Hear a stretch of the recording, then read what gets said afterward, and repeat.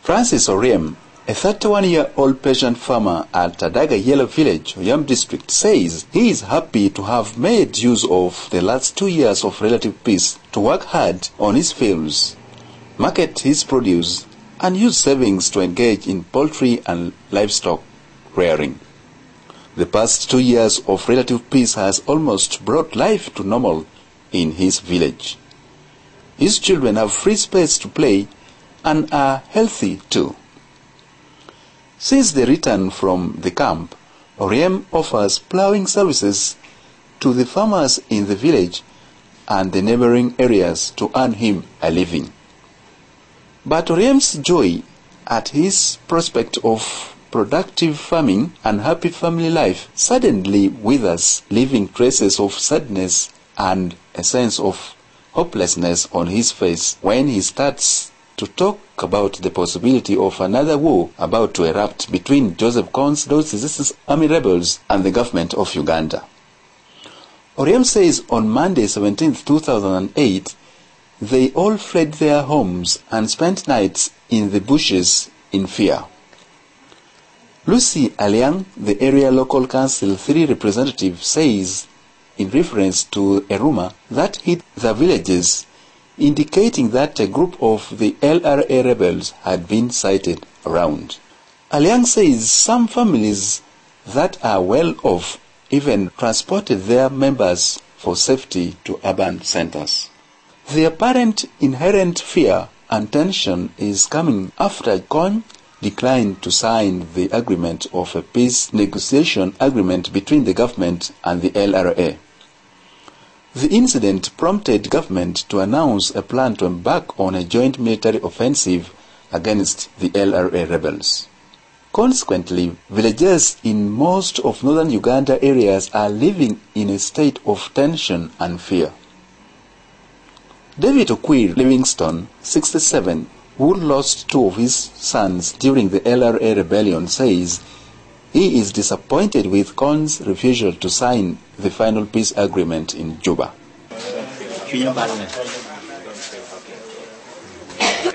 Juba peace negotiation was the only hope for the return of lasting peace in northern Uganda. Refusal to sign peace and signaled Kon's intention to renew war. I don't feel happy at all. The International Criminal Court and international community should ensure that Kon is arrested and tried. We are tired. International Criminal Court. Even though the joint military offensive to be undertaken by the armies of Sudan, DR Congo, and Uganda is yet to get underway, and Joseph Kon's LRA several miles away, the fear-gripped villagers are already taking to the bushes at the slightest mention of the rebels' presence in their areas. On 17 May 2008, residents of Otwal, Aromo, Alito, and Odek, the sub-counties bordering Gulu, Oyam, Lira, and Pader, fled to the bushes where they spent a night after rumors emerged that 11 LRA fighters had been sighted in the area. Mira Pio, 64, who still lives in Otwal IDP camp, summarizes her frustration at the news of a likely war by stating Kon should stop fighting. I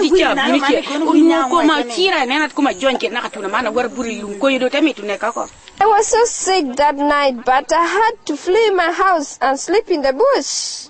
I wish Kon could stop fighting. We have suffered enough. Dennis Okech, a local council 1 leader of a Ojui village in Otwal sub-county in Oyam district that borders Gulu district, says they all spent the night out of their homes because of the rumor. Okech says that rebels were later reported to have come to collect magic water from Awere Hills, located only a few hundred meters from Kon's home at Odek. This is Awere Hill, which they say Kon gets his magic powers from.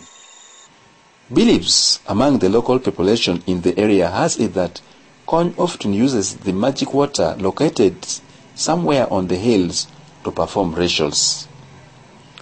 However, Tony Okello, the Otwal sub-county intelligence officer, commonly referred to as Giso, ruled out rebels' presence in the area, saying the villagers fled their homes out of fear. People now, they are panicking of the LRA information the rest of the day. So they begin to send the information at night, so people ran and slept in the bush. Robert Odiek, a deputy head teacher at a nearby Abela Primary School where Kony is said to have had his education, said the state of panic and fear is also affecting the turn-up of pupils. He says since the night the villagers fled their homes, class attendance has dropped from about 200 in every class to below 70 in a school with a population of 1,000 pupils. The rebel former abductees who claim they believe the rebels could easily find their way back to the region and resume their operations to abduct children and kill innocent civilians also share thoughts of the renewed war. Tony Okello, 17, who was also abducted in 2004 but escaped after 8 months in the rebels' captivity, reiterates the fear. He expresses his worry at being found again should the rebels make a comeback to northern Uganda. But Ronald Karungu, the UPDF spokesperson in northern Uganda, says there is no cause for alarm. The army captain insists there is no way the Kony rebels will maneuver back to northern Uganda to wreak havoc on the villagers. Julius Chen reporting WBS News.